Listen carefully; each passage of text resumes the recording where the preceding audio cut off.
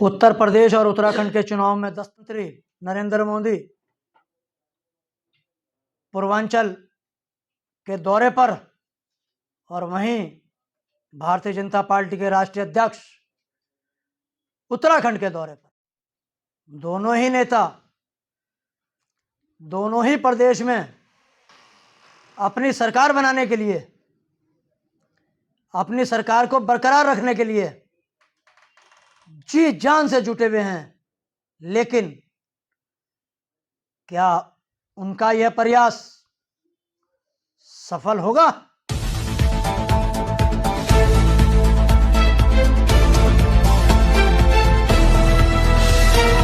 नमस्कार, आज बात होगी उत्तर प्रदेश और उत्तराखंड के होने वाले विधानसभा चुनाव की, जिनका बिगुल बज चुका है। देश के प्रधानमंत्री उत्तर प्रदेश के आज दौरे पर हैं और उन्होंने पूर्वांचल एक्सप्रेस का उद्घाटन किया है। इस उद्घाटन में मेराज जैसे विमानों को उतारा गया है। उत्तर प्रदेश में बताया जाए तो मायावती ने यमुना एक्सप्रेसवे बनाया था, अखिलेश यादव ने मुख्यमंत्री रहते हुए आगरा एक्सप्रेस वे बनाया था और भारतीय जनता पार्टी की सरकार जो योगी आदित्यनाथ के नेतृत्व में चल रही है, उसने पूर्वांचल एक्सप्रेस बनाया। समाजवादी पार्टी के मुखिया अखिलेश यादव जी कहते हैं कि पूर्वांचल एक्सप्रेस की नींव भी उन्होंने ही रखी थी। लेकिन एक बात हम बताता हूं कि मायावती ने यमुना एक्सप्रेस बनवाया, वो सत्ता से गई। अखिलेश यादव ने आगरा एक्सप्रेसवे बनवाया, उसकी सत्ता गई। भारतीय जनता पार्टी पूर्वांचल एक्सप्रेस बना रही है, इसकी सत्ता रहेगी या नहीं रहेगी, ये 2022 के चुनाव में के परिणाम जो हैं वो साबित करेंगे।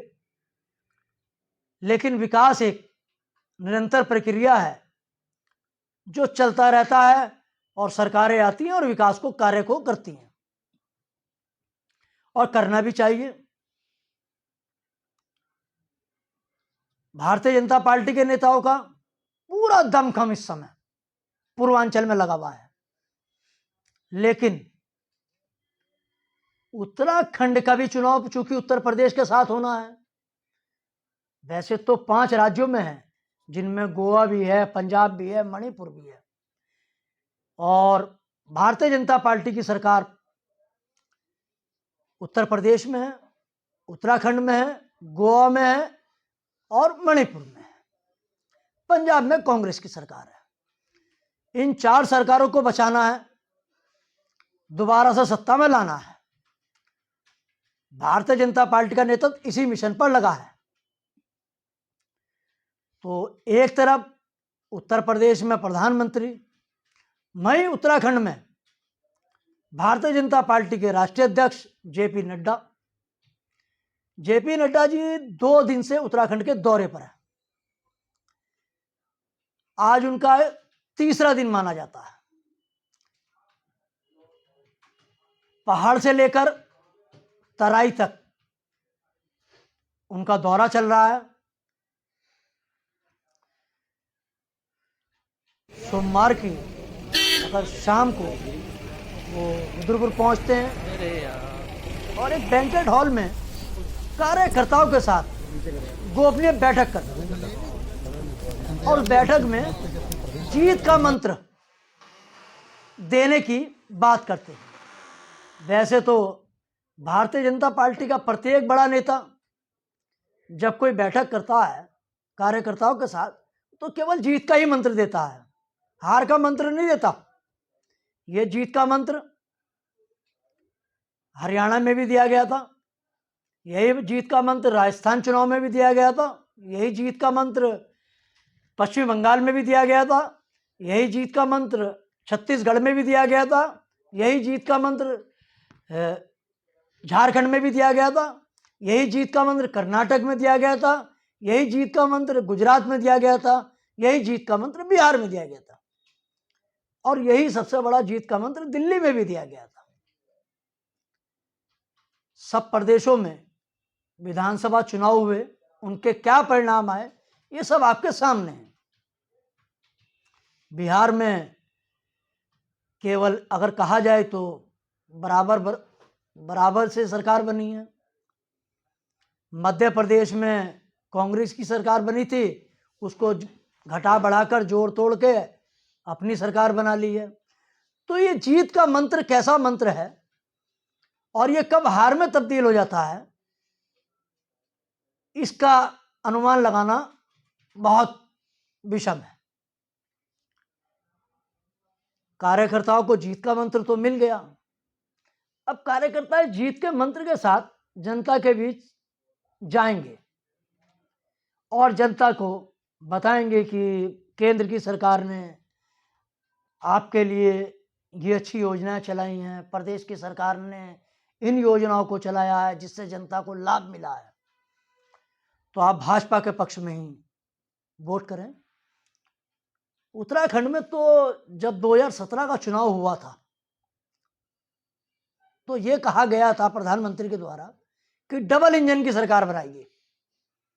तो उत्तराखंड में डबल इंजन की सरकार है और उत्तर प्रदेश में भी डबल इंजन की सरकार है। इस डबल इंजन की सरकार में कितना विकास किया है ये उत्तराखंड की जनता भली भांति परिचित है। यहां कोई विकास हुआ या नहीं हुआ, लेकिन एक चीज का जरूर विकास हुआ है, मुख्यमंत्री का विकास। इस प्रदेश को भारतीय जनता पार्टी के राष्ट्रीय नेतृत्व ने 5 साल के कार्यकाल में 3 मुख्यमंत्री दिए हैं। तीसरा मुख्यमंत्री नया नवेला है, दूसरी बार का विधायक है, पुष्कर सिंह धामी है, युवा है। इस समय वो कुर्सी पर विराजमान है और उनके मंत्रिमंडल में जो मंत्री हैं, कोई 4 बार का विधायक है, कोई 5 बार का विधायक है, कोई 3 बार का विधायक है, कोई 1 बार का विधायक है, और कुछ पुराने सीनियर विधायक वो मंत्रिमंडल से बाहर है। तो विकास तो अगर हुआ है तो मुख्यमंत्री की कुर्सी का हुआ है, उस पर बैठने वालों का हुआ है। और कितना जनता का विकास हुआ, कितना नहीं हुआ, ये अब उसका जो नतीजा चुनाव में आएगा वो सबको पता चल जाएगा। भारतीय जनता पार्टी का नेतृत्व हर बार जो नारा देता था कि अब की बार 200 पार, अब की बार 60 पार, अब की बार 70 पार,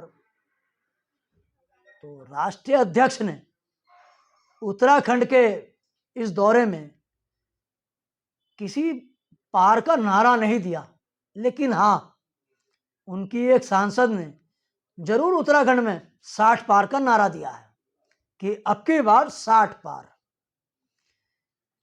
लेकिन भाजपा का राष्ट्रीय नेतृत्व इस नारे को देने से अब की बच रहा है। जो सी वोटर का सर्वे हुआ है, उस सर्वे में 35 से 40 सीट देने की बात हुई है और हो सकता है ये आने वाले समय में सीटें बढ़ जाएं, लेकिन फिलहाल तो घटती भी नजर आ रही हैं। और ये सर्वे चूंकि नवंबर के फर्स्ट वीक में आया है, अब आने वाले समय में जो दिसंबर में सर्वे आएगा या 15 नवंबर के बाद आएगा, वो सर्वे क्या कहता है। लेकिन सी वोटर के सर्वे आने के बाद भाजपा के नेताओं के प्रदेश स्तरीय और राष्ट्रीय स्तरीय के नेताओं की माथे पर चिंता की लकीरें नजर आ गई हैं। ये उनका प्रयास है कि हर हालत में जो उत्तराखंड का एक ट्रेंड है कि एक बार कांग्रेस की सरकार, एक बार भाजपा की सरकार, इस मिथक को तोड़ना चाहते हैं। ये मिथक टूट पाएगा या नहीं टूटेगा, ये तो समय बताएगा। लेकिन भारतीय जनता पार्टी का प्रदेश और राष्ट्रीय नेतृत्व ने उत्तराखंड में पसीना जो है बहाना शुरू कर दिया है। बहुत बहुत धन्यवाद।